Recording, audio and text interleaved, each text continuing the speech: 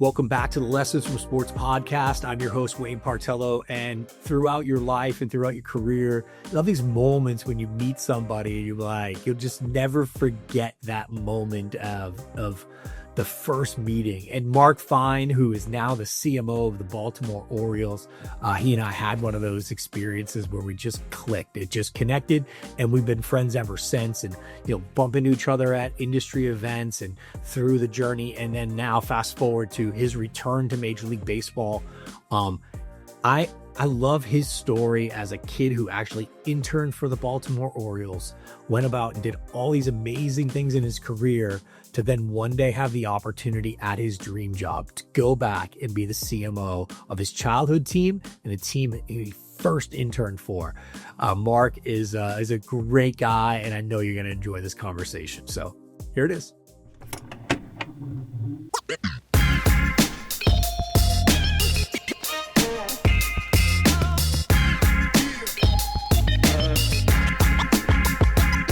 All right. So Mark Fine and I always, when I intro people on this thing, it's like how long we've known each other or the relationship. And you and I have known each other for, a lot of years back, early baseball days, then reconnected when you were in the NBA. I mean, your career, you've been in, almost every league and at every level of marketing. And thank you so much for being here. I appreciate you. Of course.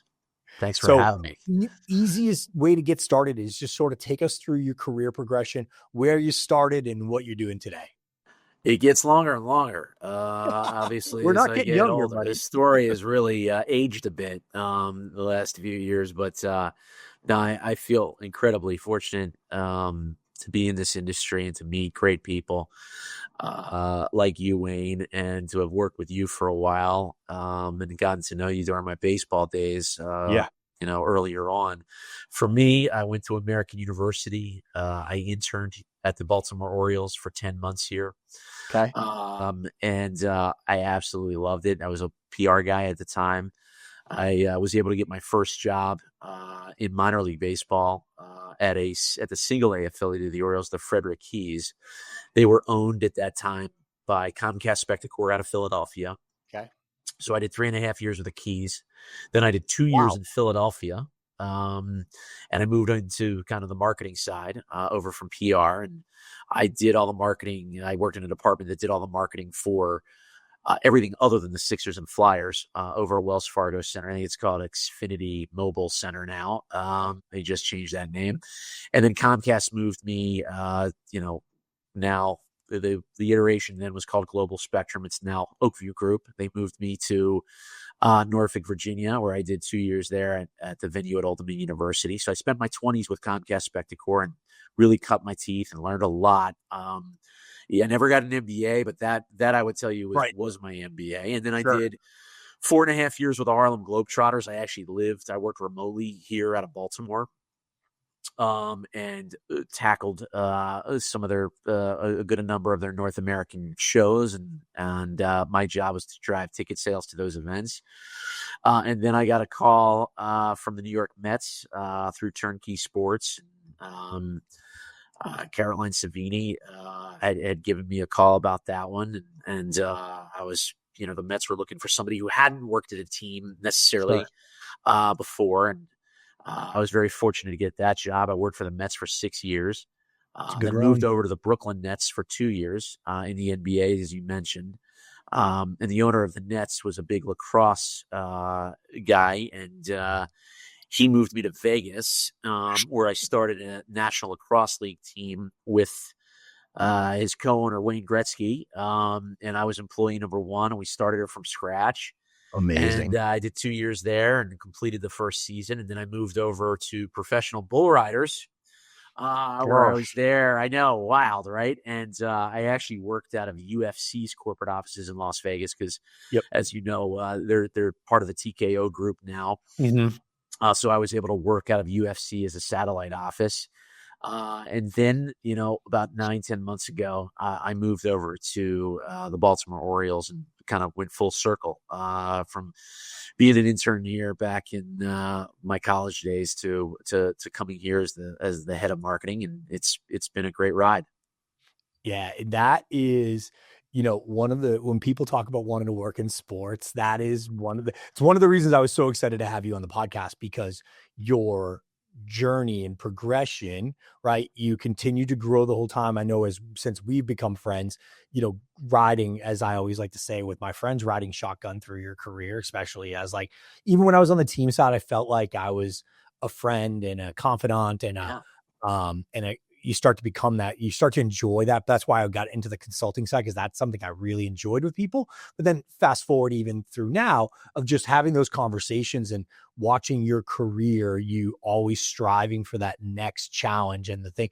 And one of the things I know you always loved was your love of baseball and the Orioles, and to be able to go from, I mean, you grew up there, right? Like, Yeah. Talk I'm to from me about that Baltimore. for a second, Yeah. because I worked for teams that I did not grow up, and I still work for teams that I did not grow up cheering for you to come back full circle. I mean, the bird was at your wedding, man. I mean, this is a storybook story. It is. I mean, I lived a blessed life, right? I mean, what can you say? I mean, I don't think that everybody has the opportunity to truly have their dream job, and I'm living that. I can't say I always thought about coming back. Sure. I just didn't think it would ever happen. Because, as the business evolved, you and I got into the business, and you had worked outside of sports initially in the first part of your career, and moved into sports when you got to the Dolphins.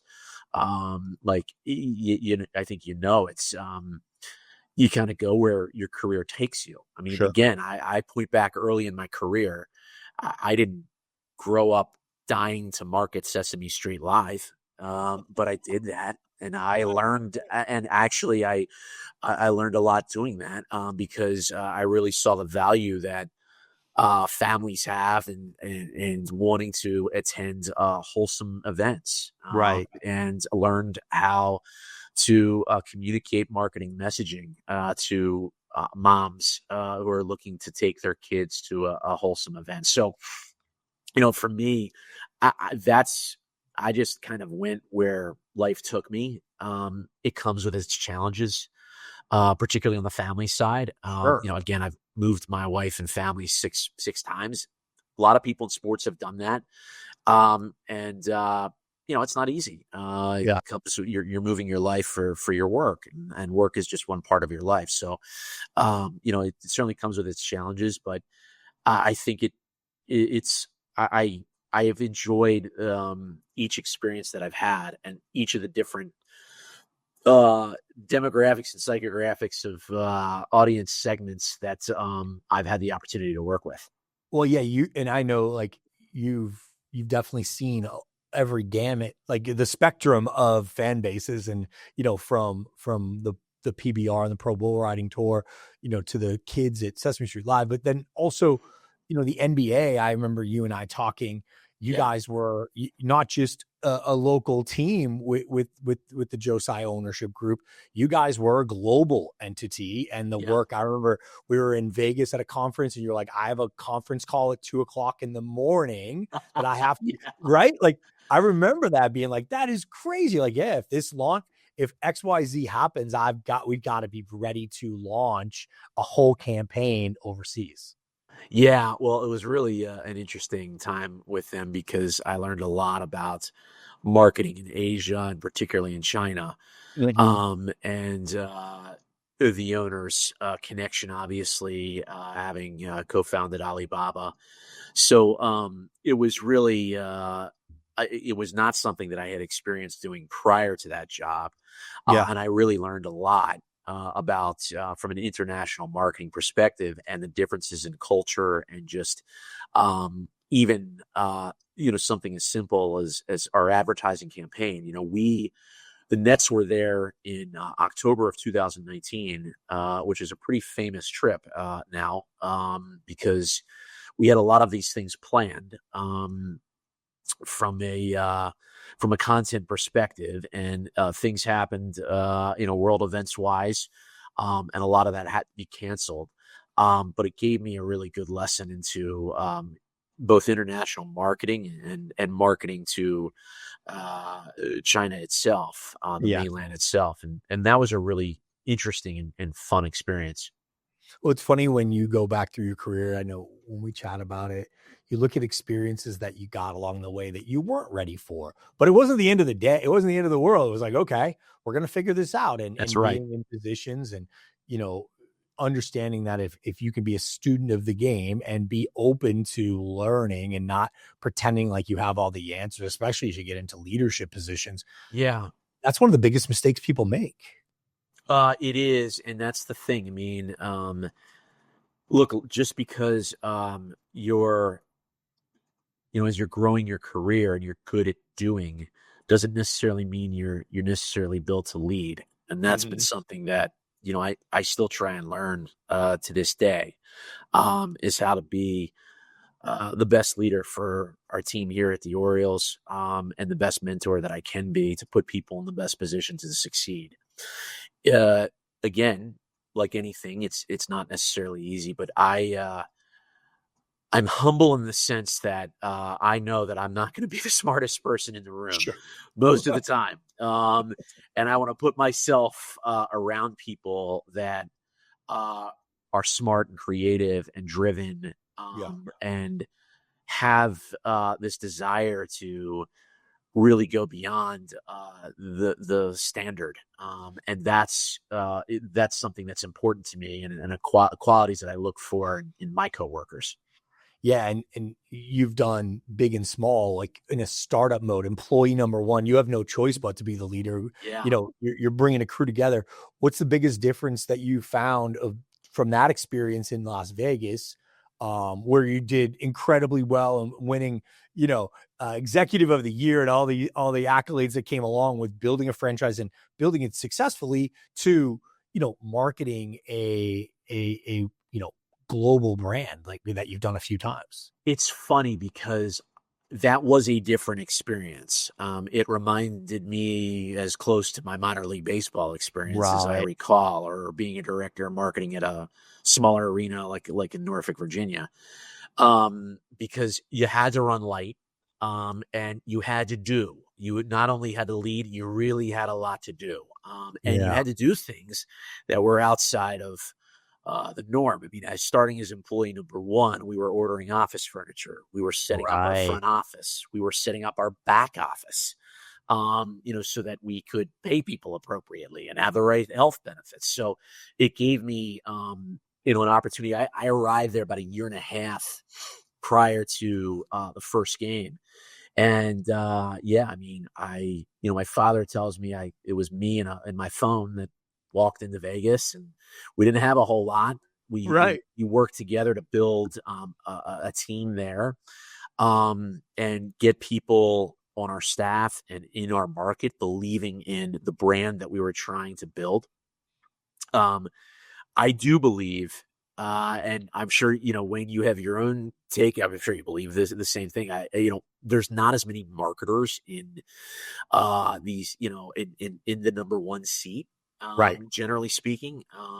For So sure. this was an opportunity. I felt my marketing background helped me in that seat, because it was building a brand from scratch, and we needed to drive season tickets pretty Mhm. immediately, and we needed to tell a story to potential corporate partners, and we needed to craft our own merch lines, so that we could kind of build this brand, that people in this market that, quite frankly, is not a lacrosse hotbed, could No. get behind. And then you look at that, to be kind of the leader in that type of like smaller property, and then be a leader on the marketing side, at larger properties like PBR and like the Orioles. I think it's resources. Like, I think when you're in the top position at more of a non-top five sport, you're going to have to get your hands extremely dirty. And that for me is, I just wanted to lead by example. There wasn't anything that I wasn't going to do, that I was going to ask the staff to do, that I wasn't going to do. Sure. And I try to bring that to every position that I've had. I mean, and I learned that really in my first job in minor league baseball. Like, you leave your ego at the door. Yeah. Um, You really do. You wear the mascot suit, you pull the tarp, you work some insane hours, and you know that's where I feel like I got my work ethic. I love working. Yeah. It's Well, maybe it sounds strange to say out loud, but I really love the work. The work drives me. I'm really curious about um, how we can be better and how we can do things to take a lapsed fan and bring them down the funnel again and create avidity. Like right. that's what I love the business. It's funny when I talk to people about, you know, being a sports fan. I mean, I grew up as a sport, in Boston, and sports is big, but I was really a music fan. And when I transitioned on the Yeah, sports side, people asked, what motivates me in the sports. And that's exactly it. Sports gave me a platform that was so large and to test out a lot of theories in marketing and brand and connection with an audience and different audiences as yeah, segmentation came into play. And you're like, wait, this one massive entity could be something different to Mark than it could be to Sally, that it could be to all these different folks. And you're like, gosh, so now the messaging's got to be different. It's not just one broad stroke across with a paintbrush and a billboard campaign that says, no, come to Red Sox games. And guess what? They sold out all the time and it was amazing. No, this was taking a team, for me with San Diego and you with all the different properties you've had, but now in Baltimore of like, hey, we're taking this thing that is a jewel in our community. And now we're trying to find ways to connect it to all these different people that have grown up here and love it, to the people who just moved here, who may not, I mean, yeah. the lacrosse experience is one of my favorite ones in your career because it wasn't a lacrosse hotbed. You didn't have to sell them on No, lacrosse. You sold them on a great night out. You found your audience. I remember talking through the audience with you one night, and the audience, you found them and you're like, okay, now I need to go find lookalikes to that audience and create an that's right. experience where that audience is going to want to come back again and again and again. And honestly, like going back to your career, you go to the Globetrotters and do the exact same thing. They had their audience. They weren't trying to be something to everybody. They knew who they were trying to attract and they went after it full bore. And you Mhm. see the success of what the Globetrotters did today with the Yeah, Savannah Bananas yeah, and all these different entertainment brands that have popped up around the sports vertical, but yeah. it's entertainment first. It is, and that's the thing that I think. Because when I interned here at the Orioles, I was in PR, and I was mostly doing media relations, which means Okay. I was writing game notes. Sure. I was really being coordinating interviews, almost reactive PR Yep. when I was first year as an intern. And when I moved over to minor league ball, it taught me the business side. It taught me to be a proactive PR Mhm. professional, and a proactive marketer.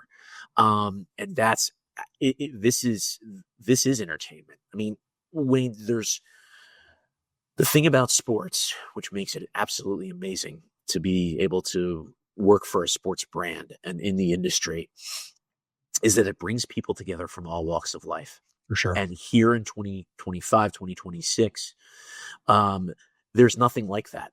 I think that's out there that actually can unify a community.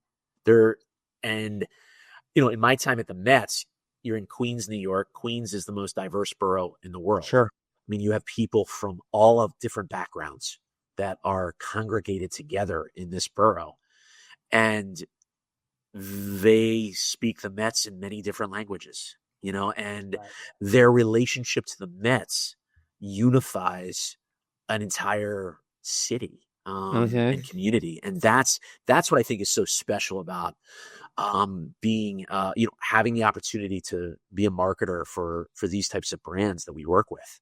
And it's funny, Katie and I are fortunate that we get to do a lot of focus groups with sports fans and we fly around the country and get in the room. And it's one of my favorite things I get to do in this job.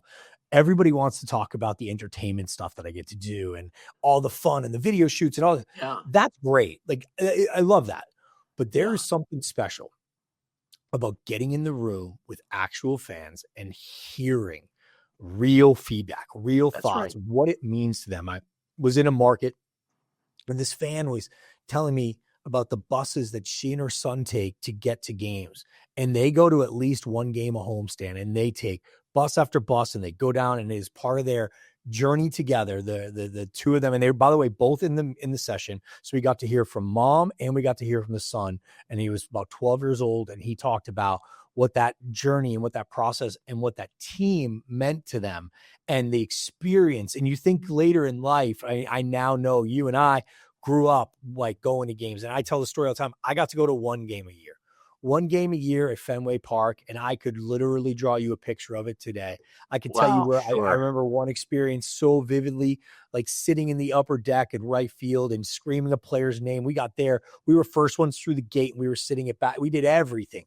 And now when working with teams and working with groups, reminding them that, even though if you open up your phone and Twitter tells you that you're terrible at your job or Instagram is bad, all the different things, got to also remember like the Disney World mentality of like, there's someone coming through the gates today, and it may be their only time ever.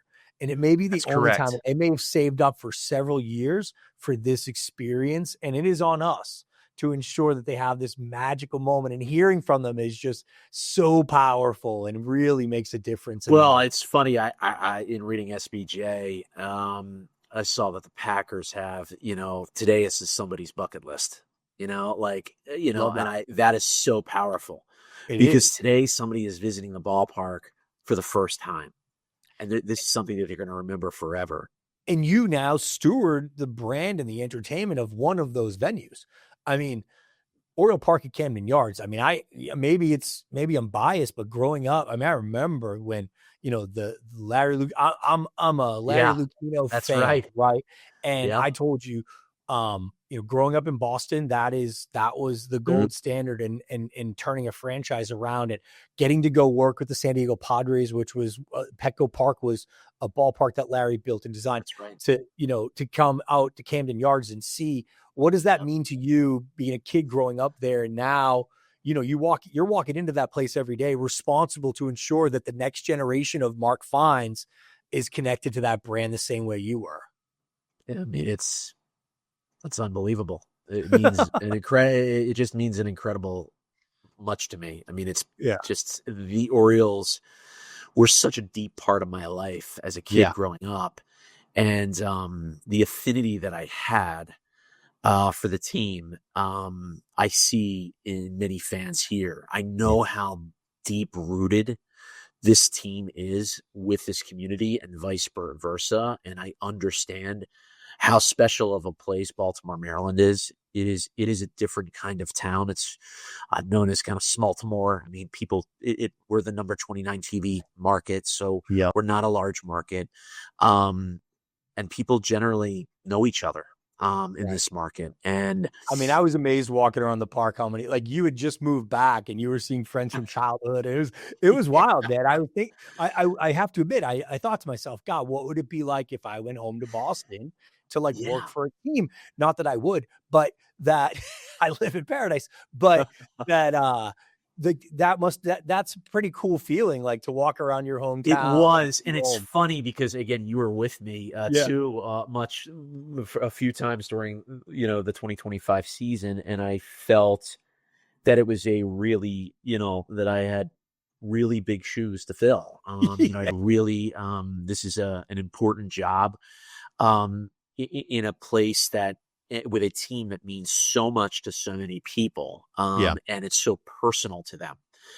And it's just as personal to me. So, I tried to take the learnings that I've had at other places and the other experiences that I've had and brought them with me.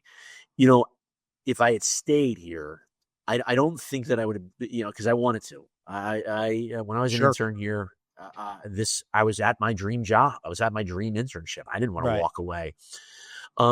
Looking back, the best thing for me as a professional was to garner and gain all the experiences that I got, so that you go into your filing cabinet inside your brain and you think about situations that you deal with on a daily basis and how you manage them.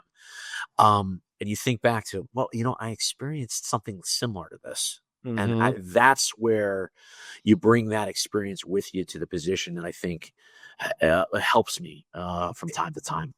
not only with your own actions, but how you help and mentor and grow the people on your team is like, hey, I've been on the other side of the desk and this is how somebody handled it. I mean, sometimes they handle it the wrong way. You're like, all right, I never want to talk to my employee the way that person talked to me. I know I've Yeah. got a person in my past that I was like, gosh, I want to become a leader because I want to do it so differently because that person didn't motivate me to want to be anything except for leave. And I think Yeah. there's lessons to be learned in the good and the bad experiences, but I'm with you. Had you stayed, and I feel the same way about myself, had I stayed, I'm not who or where I am today. Because I don't think the experience is I don't think I would have grown up as much as I needed to. And I don't think the experiences would have come at me as quickly because I was able to kind of shed some of that and go reach for more. Yeah. And that comes with, one of the things I always tell people, the hardest step you're ever going to take is on the plane to actually leave wherever you are. That's the most difficult step in the So world. true. So I hard. mean, let me tell you, like, I don't think, Wayne, you and I have talked about this before. I don't think we talk enough about taking that step where it Mhm. involves leaving a job to go to another opportunity that might be more unknown. So there's risk there. Sure. There's a risk of moving to a new city. Perhaps you're bringing a spouse or Yeah. kids Kids. with you, which it impacts their life as well. So, like, yeah, I don't think that we talk about that enough in this No. industry. And In I also sports, think that things have changed a little bit since 2020 and COVID, and people, kind of relocated back to perhaps where they wanted to live. yeah. And And some, prioritizing it. yeah, and prioritizing, which I understand, Yeah. which I understand, for sure. I mean, But we did yeah, that. We did that. I mean, Katie and I both prioritized where we were going to live versus our next career opportunity. Now we that's right. created our next career opportunity, but both of us, for different reasons, prioritized San Diego. And so we were both having those conversations at home with our families. And the Yeah, decision was, I'm staying here. Like, okay. So when we both came to that, I was like, well, here's my plan. And you're like, yeah, I like that plan. Let's go do that. And I was like, wait, what? I'm like, and I think you're right. That was prior to COVID, but I think a lot of people have, reassessed what is important in their lives. And look, yeah, sports as an industry is consuming. I tell people all the time, you either love it and live it or hate it and leave it. There's really no middle ground with sports because it is consuming, and the fans expect that it will be consuming for you because, but B, um, I don't know. There's just something about the love of what you're doing to what you said before. I love the work. If you love the work, you'll feel the difference. The fans and your colleagues can yes. feel the difference in the work when you love what you're doing. And I think that's a big part of this industry for sure. It's why I I love think it. I agree. I mean, I think it's about the work is so meaningful to a lot of people. Like the impact I think that we have, because of just how deep rooted the teams that we've worked with Yeah. are, or the sports that we've worked on are, and how they've changed people's lives and Yeah. for the better. So it is a pretty big responsibility. And you look, prioritizing where you live. I mean, I love Baltimore. I'm a Yeah. hometown guy. I love Baltimore. And I know that it's a different city than other cities. Sure. Most of the other cities that I lived and worked in were more transient, right? Philadelphia, Virginia Beach with the military community, uh, New York, obviously, and Vegas. Las Vegas. Yeah, I mean, these are transient communities. Yeah. Baltimore is not as much of a transient community. You Yeah. have people who've lived here for generations. Yeah. And I was always coming home for Thanksgiving and Christmas break and other vacations, coming back to Baltimore.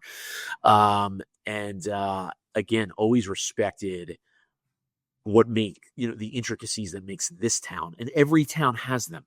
Sure. Every town has these special things about them that make Yeah. them different from other towns. And I think tapping into that, in your marketing efforts is really crucial. No doubt. And that's where the research and understanding your market and bringing that all to the table and then actually applying it properly. All right. So the whole journey of this podcast is taking what was the basis of our the hypothesis we had in building Quento was obviously we wanted to work with sports teams and leagues. Great. We're doing that. But we also believe that there is an opportunity to take the lessons from sports and apply them to any industry, because at the end of the day, sports is a more natural industry for storytelling, but the things that we do in sports apply to so many other industries and businesses and life. And there aren't many sales rooms that I've been in throughout my career that didn't use sports analogies to drive it. So the whole concept of this is a lesson that you've learned from either working in sports, playing sports, being around sports, that you take that lesson and applied it to your life and business that have helped you succeed and do the things that make you happiest. What's your lesson from Maybe sports? it's the quote from a former boss, Wayne Gretzky or Michael Scott, about you miss 99 out of the shots that you don't take. Yeah. I mean, for me, it's about where I think that I would have had regret personally would be the roads not taken. Yeah. And sometimes there were decisions that I had to make where I had to stay put. Yeah. But I really believe that at the end of the day, maybe when you look back at your life or you look back at your career, you want to know that you took a chance on something. Maybe it worked out. Maybe it didn't. Sure. I would say most of the time it did work out for me. So I feel very fortunate. Mm-hmm. But it's the path not traveled that I think that I would have always thought about. Mm-hmm. And I'm glad, as crazy as your career has been and my career has been, in terms of the places that we've been and packing up a family and relocating and whatnot, I'm glad that we took those journeys to have those life experiences and career experiences that I'll never forget. Yeah, that's great advice. And it's funny you say that, for me, that was always one of my biggest concerns in life was the regrets of, what am I going to regret the most? And I think that does ladder up to what I was thinking back then and throughout of like, I want to take on the things that if a younger me knew that I had the chance to do that, would I jump at the chance to do it? Yes. And honestly, one of the ways in which you and I met was because of that, was because Jay Deutsch inviting me to a think tank with BDA. And I was tired. I was coming off a baseball season and I didn't want to go. Yeah. I had staff that was going and Jay really wanted to tap into a senior exec's thought process with it. And I said, no. And then I had this realization. Well, he called me and said, I already booked your airfare and your hotel, and you really have no choice at this point. But was the realization of, would a younger me jump at the opportunity to go to an industry conference, network, learn, and go to Vegas for free for 3 nights? Probably would have jumped at that opportunity. And it turned out to be, to this day, the relationships and the friendships that I made through going to that. And I've been to, I think 12 or 13 think tanks to this point with Jay, because I see the value in, the relationships that I build, but also I love sitting in the room with young employees listening to the challenges that they're all facing, because in my job now, I'm helping people like you and others solve some of those problems. So you can go to a leader in advance and be like, hey, I'm hearing these are challenges going across, something we should probably look into. It's been really helpful for me, but I think you're right. Like you got to take the shot, because if it's there, it's there for a reason, and you want to go after it. And 10 years from now, you're going to be thankful that you had that experience, whether it worked out or not. You'll be thankful for the experience. So I love it. Well, it's similar what you said. Sometimes in my own brain, because I think, do I need to do this? Do I want to do this? Because I'm tired. I'm traveling. I just did a season. Yeah, no doubt. I've had those same thoughts. And I went to where you went to. It was like, with the younger me that was kicking, scratching, clawing, that would do anything to get into this business or to move up in this business, maintain and learn more in this business. I try and use that same mindset that you just used as an example, because the truth is sometimes I think, sadly, you and I get a little jaded, because we're around it every day. Yeah. And I with this job, Wayne, I've really tried to pinch myself more. Yeah. More so than in other jobs. I do feel really fortunate to be able to work with great coworkers and great leaders and work on a great brand day in and day out in a city that I absolutely love. And so I've tried to pitch myself a little bit more. Gratitude is a hard thing. Yeah. It is like it's $1 billion industry. Gratitude is a hard thing. I also think baseball allows, because of 81 home games and the length of the season and the time spent at the ballpark, it does allow itself, if you will let yourself have those moments of step back for a second. And it's one of the things that I try to bring to the table for my colleagues, my peers, my friends, my partners, anybody, like, of, hey, just remember, like, a little perspective on the moment. And it's like, oh yeah, you're right. Katie will always be like, oh, you're right. Like, that is pretty cool that is happening. And like remembering those moments, because it does, it helps the flywheel spin a little bit more when you have a little bit of perspective of how far you have come to get to that moment. And look, it might not have worked out, but I think you can learn actually more from the moments that don't work out. The people that I've seen not succeed long-term in any industry that I've worked in are the people who smell the roses for far too long and don't enjoy getting into a pile of shit to figure out why it went wrong, right? Because very true. They're so excited about the roses. It's great. That's the expectation, right? Like, we get paid to fix what went wrong. The expectations, we're supposed to be bringing roses. And I think that is one of the things that I think helps people, that perspective in the moment of gratitude, to be like, you know what? I did climb to get here. I did go through a couple of bad ones, and this is amazing. So I love it. All right. So you and I worked in the industry for a long time, and most people at some point in their career will be on the hot seat. And my friend, it is your turn right now. Oh boy. So these are rapid fire questions, quick, short answer, something that comes to mind. Let's have some fun with it. Let's do it. Best boss you've ever had, not including your current one. Of course, Katie Griggs is an exceptional boss. You have a great boss. Again, very but lucky. It's an easy answer, so I'm trying to eliminate it. I tell you, Lou DePauli at the Mets was somebody I learned a lot from. He was just a fantastic leader and cool, confident, had a plan.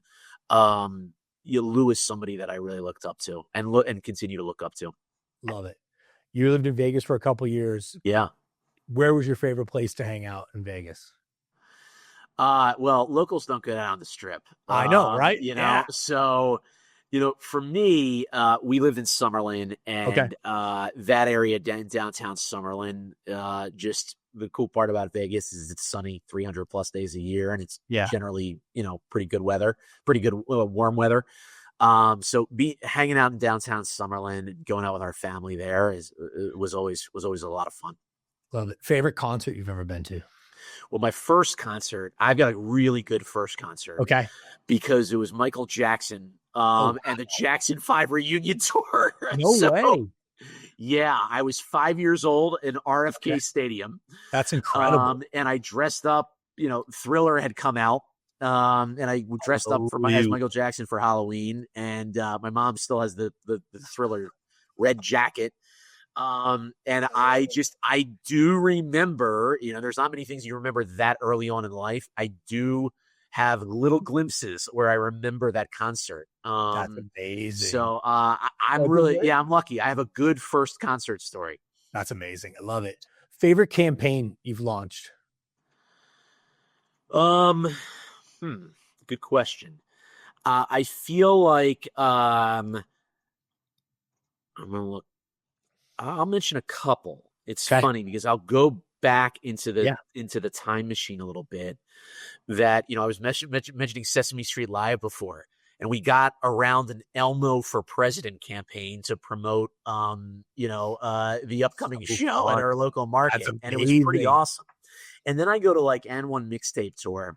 Yep. And I was really fortunate there to work on a campaign where we drove that brand on the streets of Philadelphia. Then ultimately, when I lived in Norfolk, Virginia Beach, we drove that brand in attendance there. But working at a team, at the Mets, we did a home campaign where we featured people from all over Queens in all different demographics. And we featured, minute and a half, 2-minute vignettes on each of them.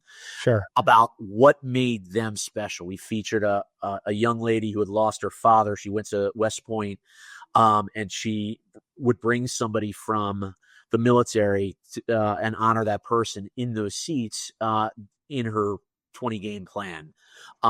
We had a LGBTQ couple that they have to sit down for every single pitch of the game. They don't go to the bathroom, nothing. That's amazing. So like being able to tell some of those stories in Queens, I thought was really cool. And then, so I know this is a much longer answer. And then honestly, the city edition campaigns in Brooklyn around Notorious B.I.G., working with the Biggie Smalls estate, and then a year later with the Basquiat estate, and being able to storytell kind of around, we wanted to bring New Jersey back, the New Jersey look, those powder blue uniforms back to the mix. So we were able to storytell around that. Like, I guess I'm answering it much longer than I should. Those were some of my favorite campaigns. And quite frankly, just at PBR, like being able to connect cowboy culture with just culture in general, and the mix of Western sports into mainstream society is something that you're seeing right now. I mean, that was a fun campaign to work on. We worked with Cole Hauser from Yellowstone, and he was kind of our brand ambassador, and that was a lot of fun. So I know I cheated, but that's a lot of fun campaigns that I had the privilege of working on. When you love this job, when you love what we do, it's like campaigns can, when done well and you pour it all in, it really does become part of your story as well. And it becomes like a fiber that runs through. It's pretty, I'm with you. That's why I asked the question. What's your guilty pleasure TV show? Sopranos. I love the Sopranos. It's so good. I mean, just unfortunately, when I see that on an HBO, where sometime for whatever anniversary it is, when I see that, like it's, I fall into it so deep. It is definitely my favorite show. You certainly love. I like The Wire a lot. Yeah, like Breaking Bad. Those are my 3 favorite shows of all time. Love it. Favorite vacation spot? I love The Office as well. So Michael Scott vacations at Sandals and beaches, and I gotta tell you, I love going to Jamaica, to a Sandals in Jamaica or beaches when we were bringing our kids. I love anything all inclusive. Some people, they don't. I will pay extra so that I don't have to think about what I'm paying for. I do enjoy nothing. I'm a cruise guy. I love cruises for that exact reason. I don't even want to think.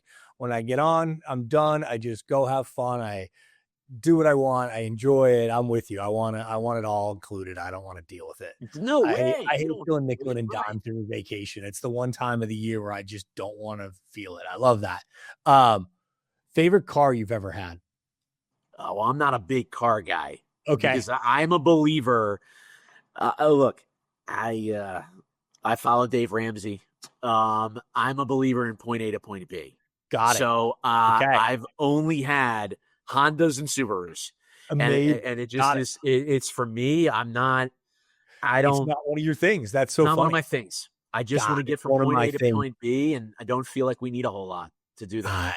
I have a problem with that one. I understand those who do. Yes.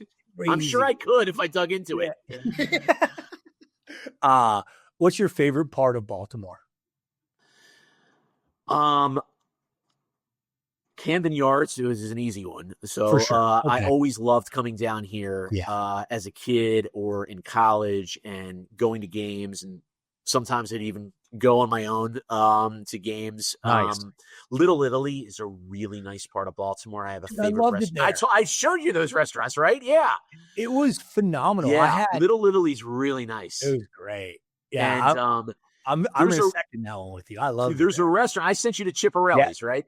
Yes. Yeah, Chiparelli's is my favorite spot in Little Italy. I've loved it for decades. I was hoping you're going to answer with that because I loved Yeah. it. We all went when we were in with you guys and had just a phenomenal meal. I think the team went back after I left for one more bite of the apple. Yeah, it's awesome. All right, last one. Outside of Baltimore, you've lived in a lot of places, but you've also traveled a bunch of places. Favorite city besides Baltimore? Yeah. Well, you're living in one of them. I mean, Yeah. San Diego is an awesome town, and Yeah. I would go there. I went there several times in my 20s for vacation purposes with friends. I thought San Diego was just an awesome town. So top of the list there are places that I've never lived full time. Sure. I loved living in New York, and I didn't think I would. I didn't grow up in New York. I didn't go to college in New York. And the city really grew on me. Now, again, I live in Long Island. I didn't live in Manhattan or in Brooklyn. I lived in Long Island. Okay. But I really just grew to love the New York spirit. And, so I would say it was probably a close tie with Philadelphia as one of my favorite towns. In Philadelphia, we lived inside Center City and 17th and Capitol Hill. And that was just a fun city at the time of my life where I just got married, and it was a lot of fun. That's a lot. Yeah, that's a good time. Being in a city like that must have been great. All right, so that wraps up the hot seat. Now the final section, which is pretty quick and easy. Sure. It's all about providing value, which I feel like we've done a ton of, and you've shared a lot. But as somebody, this is where you and I are young guys, and we're trying to figure out how to get into this thing. Yeah, what advice would you give somebody who wanted to be chief marketing officer for a baseball team? What's the advice where you get started? What do you do? Effort and attitude, right? Control the things that you can control. There's things that, Wayne, you and I can't teach people, which is how to have a great attitude and how to work really hard and put a lot of effort into things, along with being curious and That's just a good one. Going where life takes you. Because it's really hard to plan things out. I mean, what do the saying is, you have plans and God laughs, right? Like, things happen. Sure. And there's only so much. I have not been able to have a 5, 10, 15-year plan. I don't think I did. I knew places where I wanted to be. Yeah. I knew seats that I ultimately would love to sit in. But go where life takes you. You want to work for great people and work with great people who can teach you, who allow you to make mistakes and learn from those mistakes. That's a big one for sure. For sure. But I go back to, effort and attitude. It all starts to me with that. I mean, for me, I'm not generally going to be the smartest person in the room, but I will try and be the hardest working. Yeah. I care greatly about the brands that I work with and the people that I work with, and want us all to succeed as a team. So that to me would be how I would offer. Funny you say that, because it just reminded me. So when I was a kid, when I was like, I don't know, 19 or so, I worked at Disney World, and there is this sign when you come out of backstage and you're about to be in front of fan and the guests, the sign, it's a smile, you're on stage. And that always stayed with me, back to the effort and attitude. That's something I talk about all the time with folks, which is, even if you're having a bad day, when you're clocking in and you're showing up for work, it's you're putting on a show. Now, it's genuine. It's not fake, but you have to perform, and you have to bring that level of energy, and your peers and your friends and your colleagues, they expect you to deliver, you show up to be a good teammate. So when I worked at the Padres, we used to park the car and I'd have to walk. I was fortunate I got to park in the players' parking lot. It was really cool. Loved it. Great. Probably my favorite perk. And had to walk down the hallway. And to walk down the hallway, you'd see all sorts of staff on your way. To get to my office, I had to go through a lot of different folks to get there. And I used to always say to myself before I'd open the door, no matter what just happened, no matter what effort, like I've got to put that smile on my face and I have to deliver, because people think I play with toys all day. I got cameras. Yeah, right. I get to pick them, all these things. If I'm not enjoying what I'm going to do, that energy could infect the entire organization positively or negatively, especially as you climb the food chain. But at any level, you'll watch people want to work with the people they enjoy working with. And if you're bringing that effort and energy every day, more people are going to want to be around you. And we preach all the time that everybody's replaceable, but the perception of irreplaceability is very real. That I would rather not do this without Mark. Like, I could replace Mark, but I'd rather not do that, because I really prefer having Mark on my team at a young age. Makes you almost irreplaceable to that person because they want you on their team. And that is a real thing that you can strive for, and really powerful. It is, it's interesting too. In all parts of my career, the people that I've wanted to work with again, and the people, and vice versa, some of the people that wanted to work with me again, which is truly humbling. Sure. Because I think with perspective, when you leave a position and you no longer work with somebody that you were with every day, I think about the people that really impacted me and taught me so much. And I was like, yeah, I would love to work with that person again. And in some cases, I've had that opportunity, and it's been really special. Yeah, that's a good one. I like that a lot. My old boss used to say, life is a series of movies, and there might be a repeat cast member along the way. Yeah, right. But you might have a whole new cast one day, and then that's on you to, to create the magic with that team. And it really always stuck with me. He's like, you might go to the next set and you might have 5 of the same cast members, and that's really cool too. So there's pros and cons along the way. My last question, here we go. Yeah. I always wrap on positive. You know that about me. Of course. What's the best part of your job now? Best part of my job are the fans and being part of this community. Mm-hmm. I love them. I love our fans. I love the care that they have for this team. I love the impact that this job can have on the fans. For sure. That's where I feel like just so fortunate. Yeah. Because the best part of this job, we work for our fans. We do this because we've been them. Yep. We are them.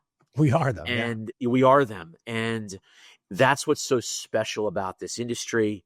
You don't generally get into this industry if you didn't have some level of fandom and spirit around sport. And our fans are why we do what we do. Yeah. Well, my friend, this has been great. Thank you so much for taking the time and sharing your journey and your lessons and all the fun stuff, and continued success in Baltimore. Love what you guys are doing there and the team you're building and everything that's already happening for you all, and what's about to come. It's going to be pretty incredible as 26 rolls around with all the new additions to Camden Yards. So congratulations, and we'll talk soon. Sounds good. Thanks, Wayne.